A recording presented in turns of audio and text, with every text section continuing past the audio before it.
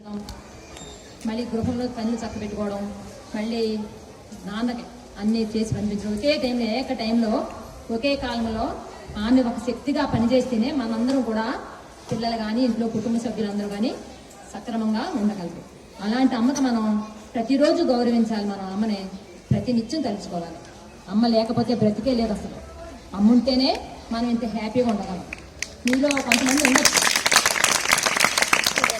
ఇందులో అమ్మాయిల వాళ్ళు కూడా ఉండొచ్చు. వాళ్ళు ఎంతో బాధపడతారు, ప్రతి క్షణం సఫర్ అవుతూ ఉంటారు.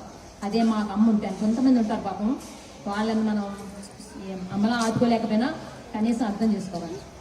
అమ్మ గురించి ఒక చిన్న పాట పాడతాను, కంగారు వస్తుందని బాగా రాకపోయినా ఏమనుకోద్దు. అమ్మ అన్నది ఒక కమ్మని మాట, అది ఎన్నెన్నో తెలియని మమతల మూట, మమతల మూట. దేవుడే లేడను మనిషున్నాడు, అమ్మే లేదను వాడు అసలే లేడు. అమ్మ ఉన్న ఇంటిలో లేనిది ఏది, అమ్మ అనురాగం ఇక నుంచి నీది నాది.